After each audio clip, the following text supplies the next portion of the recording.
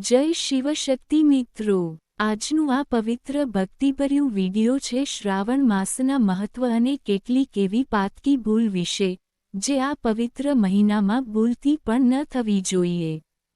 શ્રાવણ માસ એટલે ભગવાન ભોલેનાથનો સૌથી વધુ પ્રિય માસ. આ સમયે માત્ર ભક્તિ અને નિયમોથી ડેગેલ પણ આપણા ઘરના વાતાવરણથી પણ ભગવત કૃપા મળી શકે છે. પરંતુ ખાસ કરીને આ 5 વસ્તુઓ જો આપણે ઘરમાં લાવીએ તો ભગવાન શિવની કૃપા બદલે અશુભતા ઘરમાં પ્રવેશી શકે છે. પરંતુ આગળ વધતા પહેલા આપ સૌને નમ્ર વિનંતી. જુઓ મિત્રો, આ વિડિયો અંત સુધી જોવો, લાઇક કરજો, શેર કરજો અને તમારા કુળદેવીનું નામ કોમેન્ટમાં લખજો. સાથે હર હર મહાદેવ અવશ્ય લખજો. પ્રથમ વસ્તુ, કાળી વસ્ત્રો અથવા કાળા પથારીના કપડાં. શાસ્ત્રો મુજબ શ્રાવણ મહિનામાં કાળા રંગનો સંબંધ રાક્ષસી શક્તિઓ અને શનિ દોષ સાથે હોય છે.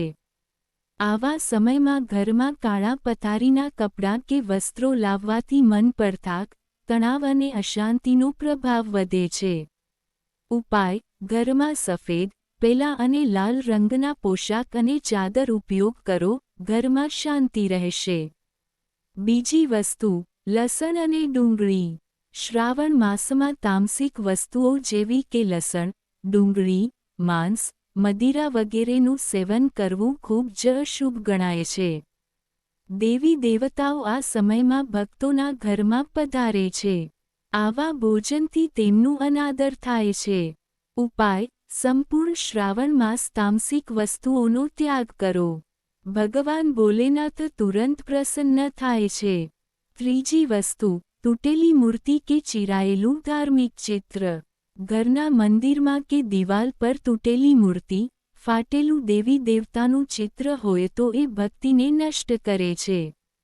આવું થવાથી શનિવારે ઘરમાં દરિદ્રા પ્રવેશે છે. ઉપાય: એવી વસ્તુઓને શાસ્ત્ર પ્રમાણે વહેલી તકે વિસર્જન કરો અને પવિત્ર મૂર્તિ સ્થાપન કરો. ચોથી વસ્તુ, બાકી રહેલા પુણ્યના દીવા. ઘણા લોકો રાત્રે દીવો વાળે છે, પણ તેને સવારે ઓગાળી નાખવાને બદલે જતું નથી. આવું કરવાથી અશુચિ ઉર્જા ઘરમાં રહી જાય છે. ઉપાય: રોજ સવારે ઉગતા જ દીવાને ઓગાળી દો અને મંદિર સાફ કરો. નિત્ય દીવો ભરો અને ઘરમાં શુભ ચૈતન્ય જળવે. પાંચમી અને સૌથી ગંભીર વસ્તુ, ઘર લાવેલું ઝંડું. ઘણા લોકો મેલાથી કે મંદિરથી લાવેલો ધ્વજ, ઝંડું ઘરમાં રાખે છે. પરંતુ દરેક ધ્વજ ભગવાન માટે સમર્પિત હોય છે. તેને યોગ્ય વિધિ વિના ઘરમાં લાવવું અશુભ હોય છે. ઉપાય: ધ્વજ લાવવો હોય તો મંદિરમાં ધ્વજારોહણ કરાવો અથવા યોગ્ય પંડિતની સલાહથી ઓનલી પૂજાર્થ સ્થાને જ મૂકો. હવે જાણીએ શ્રાવણ માસમાં વિશેષ શુભતા લાવતો ઉપાય. દર રવિવાર અને સોમવાર સવારે 7 વાગ્યા પહેલાં તાંબાના લોટામાં ગંગાજળ, ગુલાબજળ, કાળા તલ અને થોડી પુષ્પાંજલિ નાખીને ભોળેનાથ પર અર્પણ કરો. પછી ઓમ નમઃ શિવાય નો 108 વખત જાપ કરો.